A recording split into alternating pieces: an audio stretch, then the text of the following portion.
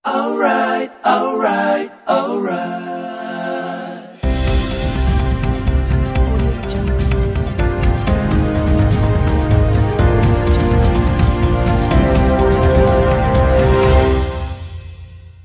Ayan mga kababayan, Secretary, marami ngayon na naghahanap ng mga traidor sa lipunan.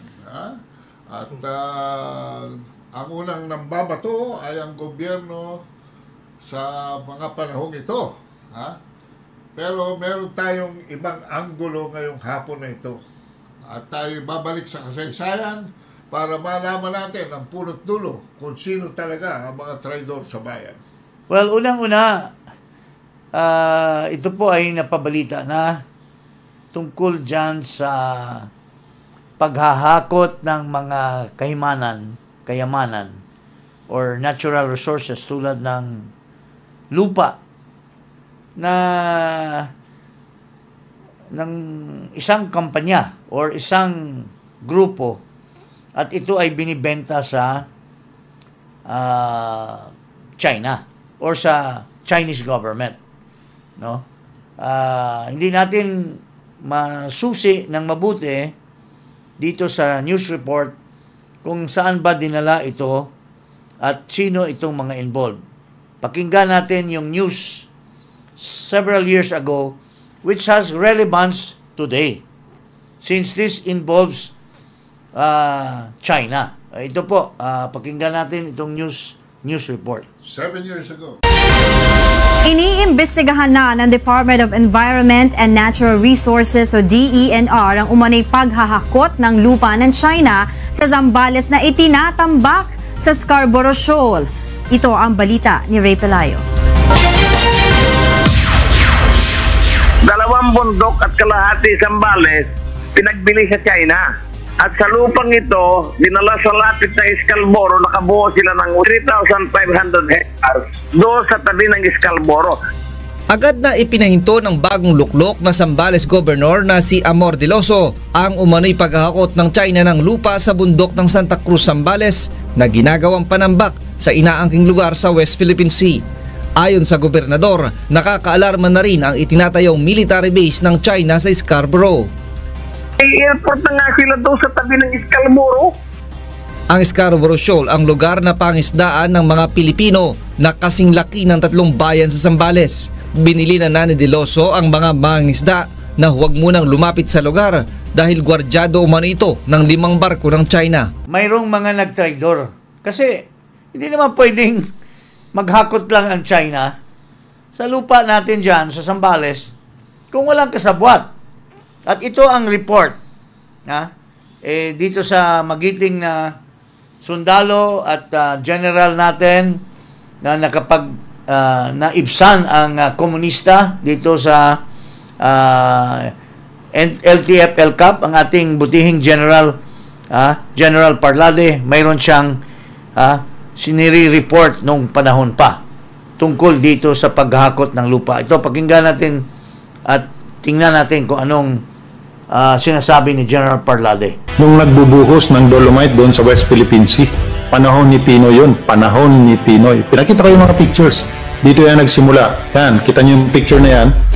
Ayan ang itsura ng mga islets doon sa West Philippine Sea nung sinisimulan pa lang.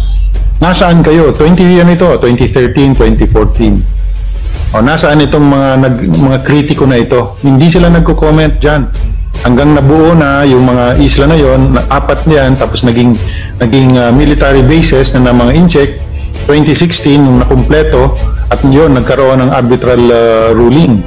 So ngayon sinisisi nila ang gobyerno, pangulong presidente, na hindi raw ina-actionan yung ruling na yon. Paano mo yan na-actionan? Nakatutok sa iyo yung kanyon ng incheck, yung mga ang tanong, ano ang ginawa nila nung ang mga isla na ito ay tinatambakan? Sabi nila, ang comment ng isang netizen, sabi niya, tulog ka ba nung nagpa-file ang gobyerno doon sa arbitration? Tulog daw ako. Sabi ko, hindi nga ako makatulog kasi at that time nandun ako sa J3 sa operations ng Armed Forces at nire-report namin itong mga reclamation na ito ng incheck dun sa West Philippine Sea, panahon ni Pinoy, pero hindi nila pinapansin. Lately, nalaman namin, 2017 ito nung nalaman ko, yun pala, ang may clearance nito, si Executive Secretary Paquito Ochoa. Ito, pangalanan ko na para tumimik na ito. Ito kaya pala, every week, ito si E.S. Ochoa, nandun sa Basilan, sa Zamboanga, para mangolekta nung share niya doon sa mga dolomites at sa mga lupa na dinadala doon sa West Philippine Sea. Galing yan doon sa Tumbagaan Island. Ngayon, patag na. Ngayon, halos nasira na yung isla. Kaya nandun na yun sa Languyan Bay ngayon, sa Languyan Island, yung mga kinukuha ng mga, after nung naubos yun, tumawid na doon sa Languyan Island. So, napakadami nito. Zambales, Mindoro, Palawan. Lahat ng mga quarries natin nag-contribute ng lupa doon sa West Philippine Sea. 2014, 2015. Tulog daw ang AAP. Kaya nangyari yun. General Palade, before final message, ibig sabihin po ba nito, yung sinasabi kasi ng Aquino administration, isa itong kanilang legasiya, itong pagkapanalo natin sa arbitral ruling na itong sa West Philippine Sea, mukhang sa kwento niyo po, sila ang mukhang nagpalala-palala ng sitwasyon po doon. Oh yes. Alam mo, walang kasing laki pa lang ng basketball court ang reclamation doon. Ni-report na namin ito kasi nakuha na namin ng picture ito. Hindi nila ina-actionan. 3 months, 4 months, 5 months after, every week, every other week, may picture kami. Hindi nila ina-actionan. Alam mo, nung meron malaking building doon sa isang isla, eto na nga, mga military structures na yung nandoon, ayun, may lumusot niyan sa media na litrato. At doon, nagsimulang malaman ng taong bayan na mayroon palang nangyayaring reclamation doon. Ano ang ginagawa ng incheck ng Pilipinas? Wala. Bakit? Kasi binibili sa kanila, binibenta ni Paquito Ochoa yung mga lupa. Wow. So he earned from it. Oh yes, definitely. Binenta pala tayo. Binenta tayo. Ngayon, sasabihin nila ang traidor yung Pangulong Duterte, administrasyon nito. No, I'm sorry. Executive Secretary Ochoa, nananahimik ka. Ang tagal ko na itong sinasabi. Walang sumasalungat dun sa sinasabi ko. Kasi alam nila, totoo ito. Ang daming sundalo nakakalam yan. Nireklamo ng ating mga Naval Task Force sa Mindanao yung pagkuha ng mga barko na ito, pagkuha ng mga lupa doon sa isang isla sa Mindanao. Alam mo ang sagot ng Malacanang nung pinadala namin yung report? No, you secure them. Pinasecure pa doon sa Navy yung barko ng incheck na naghahakot ng lupa. Albert de Rosario, do they know this? I think they know it. Sa highest level, alam nila ito. Kaya yung tribunal na yan, drama-drama lang yan. I even asked the Chief of Staff then and the Secretary, National Defense, sir, why don't you call for the convening of the National Security Council? This is serious. Ilang isla na yung, alam mo, wala pang alam ang buong Pilipinas noon na mayroon ng reclamation. Why? Kasi nga sinusuppress yung balita. Walang lumalabas na litrato, walang lumalabas na ano. Ang sabi ng Malacanang, let's maintain our relationship with China. Aquino said that. Noynoy Aquino presidency said that. Yes. At kaya hindi nag-convene ang National Security Council kasi siyempre malalaman ng ibang presidente bakit ganyan ang nangyayari. National Security Council kasi kasama dyan yung mga past presidents, ang daming kasama doon. Wala, 6 na tao lang ang nag-attend ng meeting na yun. So ang desisyon, wag nating let us not rock the boat. Ituloy lang yung kaso, but let's not rock the boat. Why? Kasi for every barge na puno ng lupa na tinatambak doon sa West Philippine Sea, ang laki ng kinikita ng Ochoa. At saka yung mga kasama pa nila dyan. Sino pa yung iba? Kung sino pa yung iba? Sila Lacerda? I don't know really. Okay, basta you're just sure about Ochoa. Oh yes, kasi every week nandun yan sa Zamboanga, nangungulekta ng duffel bag ng pera niya. Grabe. Saan ba itong Ochoa ngayon? Ha? Sino ba itong Ochoa na ito? Ang sinasabi? Ha? Ito ang partner ni Lisa Marcos sa kanyang law office. Ha? Marcos Ochoa. Ha? Serapio Tan. At noong panahon na yan, partner pa sila sa law office nung Most. So, hindi naman natin sasabihin na nung panahon na yun ay nakikinabang din si Lisa Marcos sa pinagkikitaan ni Ochoa dyan sa yan ang mga dapat imbestigahan. Dapat imbestigahan itong Ochoa na ito. So, Kasi nasaan ba itong Ochoa na ito ngayon? Marcos Jr. Hindi ba nasa opisina mo ito or advisor mo ngayon ito, Mr. Marcos Jr.? At saka bayaw yan. At saka housing. Kaya nga lalagay yan si Acosar dahil dito kay Ochoa. Magbayaw daw yan. At saka tinutulugan ng mga members ng Commission on Appointment yung conflict of interest. Nitong si Putol daw ang tawag nila dyan itong si, what's the name of this guy?